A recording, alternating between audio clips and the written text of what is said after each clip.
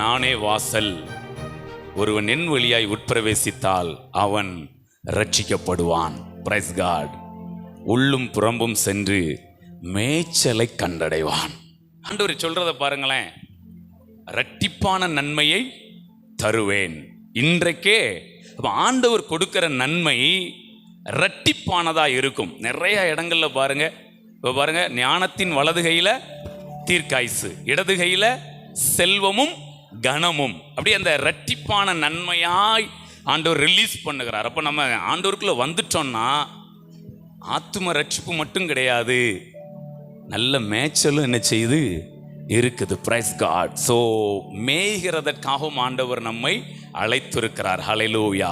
So இன்றைக்கு நாம் ரட்சிப்பையும் வலியுறுத்தி பேசுகிறோம், மேய்ச்சலையும் வலியுறுத்தி பேசுகிறோம். இதை யாரோ மனிதன் கற்றுக் கொடுக்கவில்லை, இதை தேவனே என்ன பண்ணியிருக்கிறாரு, கற்றுக் கொடுத்திருக்கார். நம்ம வேதத்தின் முன்பாக உட்காரும் போது இந்த காலத்துக்கு தேவையான வார்த்தைகளை ஆண்டவர் கற்றுக் கொடுக்கிறார். இந்த நாட்கள் வெறும் ஆத்தும மீட்போடு திருப்தியாகிற நாட்கள் கிடையாது, சரீர மீட்பை பெற்றுக்கொள்ளணுங்கிற வைராக்கியத்தை வெளிப்படுத்துகிற நாள்.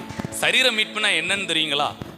நல்லா புரிஞ்சுக்கிடுங்க. சரீர மீட்பு அப்படின்னா ரொம்ப பயங்கரமான காரியம். இதை நம்ம எடுத்தே ஆகணும்.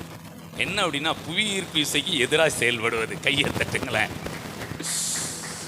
புவிக்கு ஒரு ஈர்ப்பு உண்டு தெரியுங்களா? என்ன ஈர்ப்பு அப்படின்னா, ஒரு பாலை அப்படி மேலே போட்டிங்கன்னா என்ன ஆகும்? கீழே வந்துடும். அதே மாதிரி பாலை அப்படி கையில் வச்சுட்டு இப்படி விட்டீங்கன்னா, ஹல்லேலூயா, இதுதான் புவி ஈர்ப்பு விசை. ஆண்டவர் ஆதாமை பார்த்து சொன்னார், நீ மண்ணா இருக்கிறாய், மண்ணுக்கு திரும்புவாய். இந்த சரீரமும் ஒரு பால் மாதிரி தான்.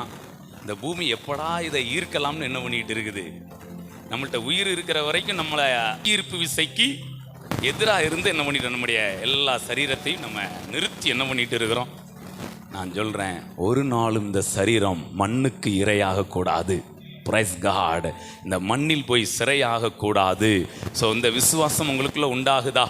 கொஞ்சம் மனசுல வச்சுக்கிடுங்க. புத்திர சுவிகாரத்தின் ஆவியுடைய நோக்கமே என்ன தெரியுமா? சரீர மீட்பு. Price God. ஸோ இந்த சரீரம் மண்ணுக்கு போகக்கூடாது, அது மறுரூபம் அடையணும்.